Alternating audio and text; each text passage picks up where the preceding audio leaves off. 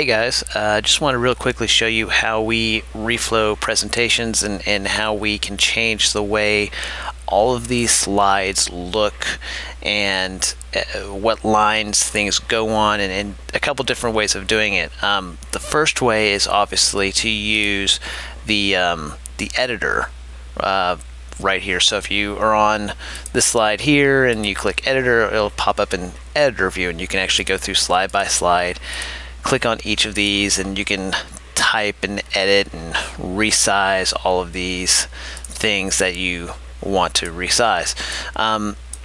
So if you want to move the king back to this line, you can do that. Now obviously the text is really big here on this slide for this song, the way it was saved into our database. So real quickly, what we're going to do is we're going to edit or exit out of this, and we're going to click on How Great Is Our God from here, or from the playlist here, which I've got set up for these two songs, and we're just going to click on it and come up here to template and set it to our normal, what we've been using. This will actually reset all the text properties. It'll add the border around each of the slides that we use for our text. So now we can go in, and from this page here, we're going to just delete that box there. Come down here, there's a blank slide, or at least there should be. Apparently there isn't, but normally we'll have a blank slide that we'll delete that from as well. So this is one way of doing it, and then you can come in here, you can resize this however big it needs to be, and that's how you resize the actual text boxes. You can move the text box around, and if you notice the yellow line, that means it's centered horizontal or vertically here, and then once you get to the center, you have a cross, so you know you're right in the center of the screen there, which is what we always want our text to be, in the center of the screen, unless for some reason we're doing something special. But for the most part, we want all of our words right in the center of the screen. So again, we can make this as big or however big you want it to be, and then just kind of drag it around till you're centered, which is fine. Or you can make it the same size as this box. Whichever way we are doing it at that point in time, this is how you resize the text boxes. And once you get this sized correctly, then you can basically resave this template, going to this slide here that you're on, template, save selected slide as a template. You can save it as a new template if you want to, but we always usually just come back here to the template we've been using, and then you can go through and reassign the templates to each of these slides. So that's how we can edit this.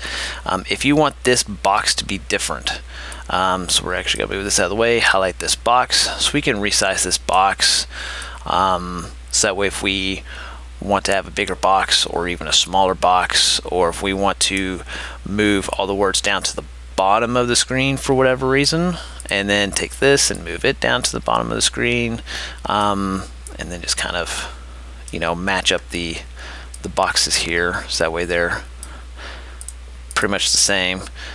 We can do that as well. We're actually going to set this back to the way it's supposed to be. Actually, we're just going to apply the template again to this one. There we go. So that's how you adjust where this box goes, where this text goes. If you want to adjust the text, as long as you click on the text, you can come over here and you can make the size bigger, smaller, change the font that you're using. We use Railway right now, but we have all sorts of other ones, and this is just all the ones that are available to my computer that I'm using. This is my personal laptop. So that's how you can change all of the slide text. You can put an outline around it. You can change the color of that outline, so that way if you have like a background and it's kind of busy and it kind of blends in with the text a little bit, you could put like a black outline around white text and it might pop a little bit better. You can change some of the, tracking, left to right. you could basically split all the words apart even more. You see how the letters are splitting apart with tracking. Leading kind of is like how much space is between each line. So if we just put this back to here, and if we were to do that and then start, we'd have to highlight everything again. So here, and you can see that the lines are starting to split apart as we mess with this leading value. For the most part, we leave all this stuff at 0 all the time, but if you wanted to mess with it, you can. Just keep in mind that whatever you do for one song or for one slide, you have to do it for all the slides for all the songs for that set, for that day. So just keep that in mind. You could do left align, center align, right align, justified, which basically means, you know, so you get to the end of this line. So this is some more text, and I'm going to make a really big word. If you notice, this line here, the text is more spread out because it's justified. It's going from the far left side to the far right side. So no matter what you type here, it's going to make it the exact same left to right width as every other line of the text. So that's what justified means, or yeah, text alignment there. So we usually like the center because we like to keep everything kind of centered. You can make it to the top of the text box, the bottom of the text box, in the center of the text box. Again, we keep everything centered all the time, and then you can apply to every slide that's there.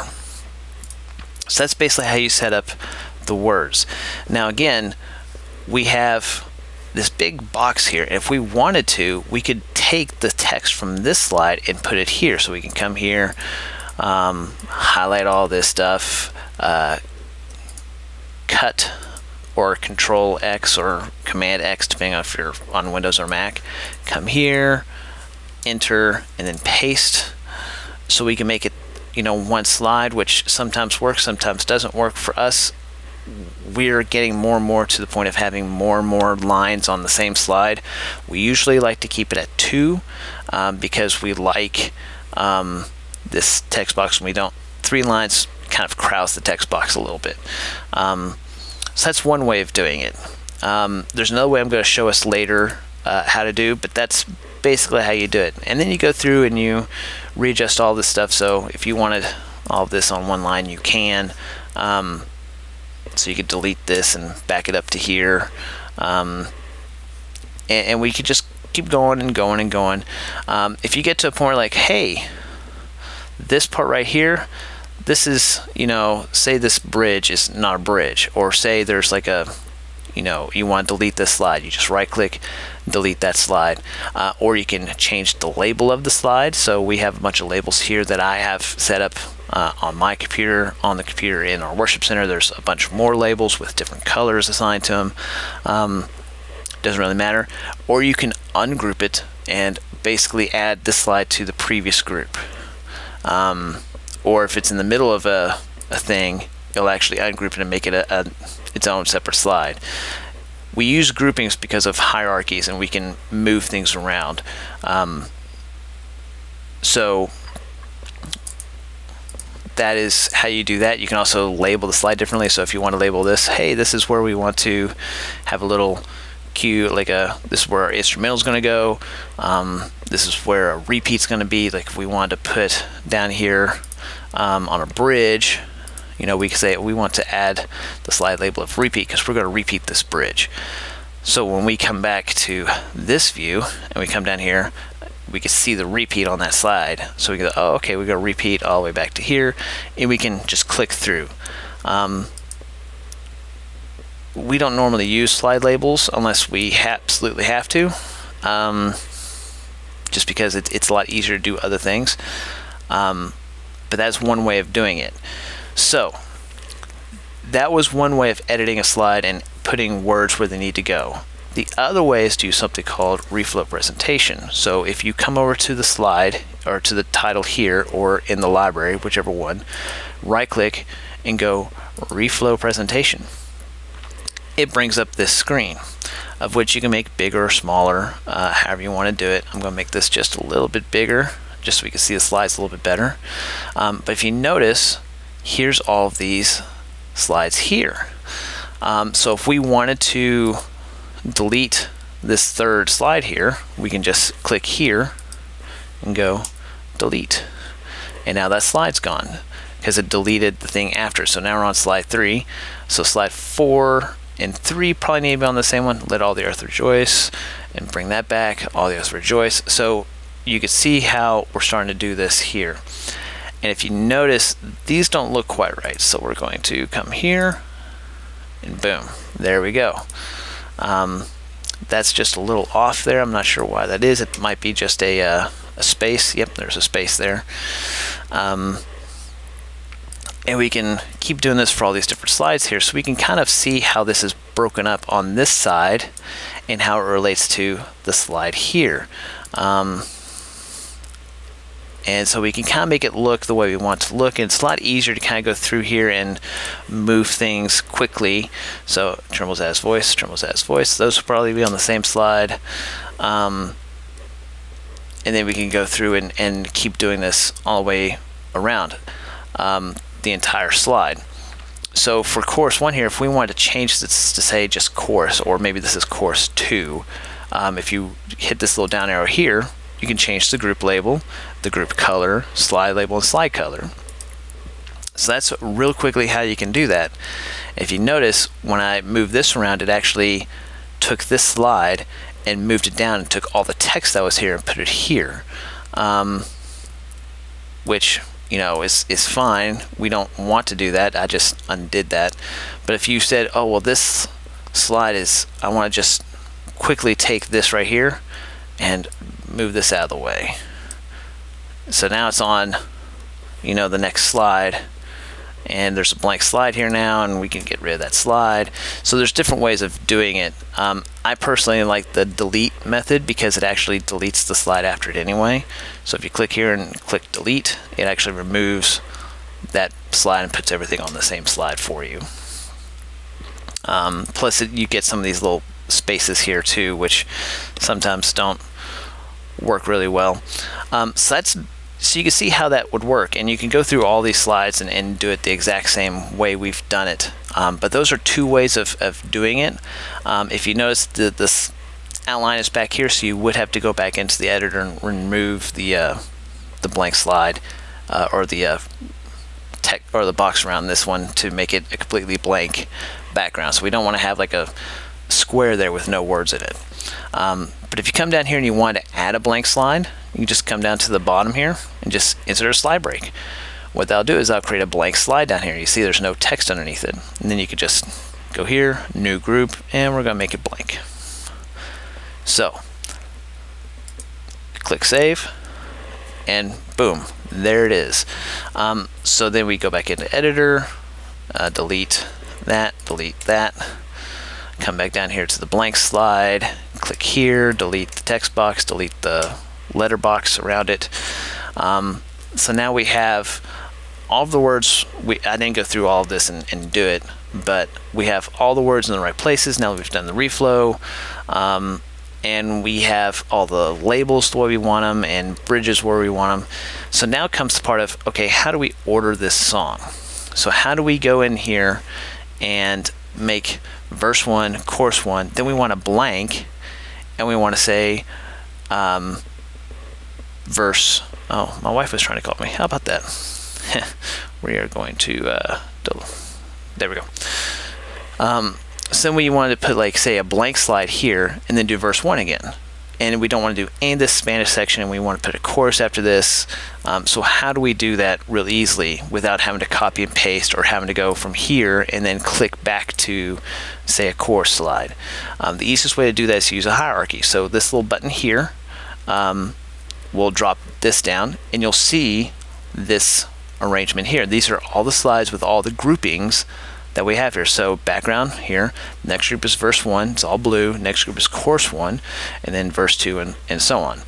So if you click this little gear wheel here, as you can see, we have a couple of things already set up here. Normally it will already be set up for you. So Sunday morning, Boom. So now if you notice, it's already set up with the arrangements, and we have no breaks anywhere. With the bridges in the right spot, we have a repeat on the bridge, repeat on the chorus, so it's already set up for us. If you want to add some blank slides in there, we can. Okay, we want to put a blank slide between here, and then take this blank slide and drag it and drop it. So usually the chorus goes straight into the bridge here, and the bridge goes straight back into the chorus, but we'll have a blank slide at the end to kind of end the song, because whenever we get done singing the song, we kind of want it to go to a blank background. So that's the way you would reflow a presentation, and that's how you set up your hierarchies. If you want to set up a new one, you could just go to add new arrangement, name it whatever you want to. This is a test. So what it does is it actually just takes the master right here and just copies it in. And then you can come in and say, well, we're not going to do the verse 2 Spanish, we're not going to do the chorus in Spanish or the bridge in Spanish. But we want to do verse 1 again, then we want to do a chorus after that, and then a chorus after that, and then after verse 2, say we want to do a chorus there. So we can rearrange this however we want to. And if for some reason we have a bunch of arrangements here and you don't like any of them, you can go to Arrangement Manager, bring up this window, so then you can reorder where each one of them goes. So you can say, well, we want the one that we use all the time on top, and we have like 15 underneath it. Or if you don't want this test, you just highlight and click delete, and it's gone. Close it. And now you notice it's back to the way it was. And then with ProPresenter 6, which is what we're going to soon, this will automatically save, but if not, you'll notice it's got this orange color here, and that basically says that our file is not saved yet. So you just file save, or it's Command S for Mac or Control S for Windows, and that's how you set up all your slides, and that's how you reflow different ways and how you organize things in different ways. So hopefully that was a little bit helpful for you guys. If you have any questions, let me know in the comments and I'll get back to you. Until next time, see ya.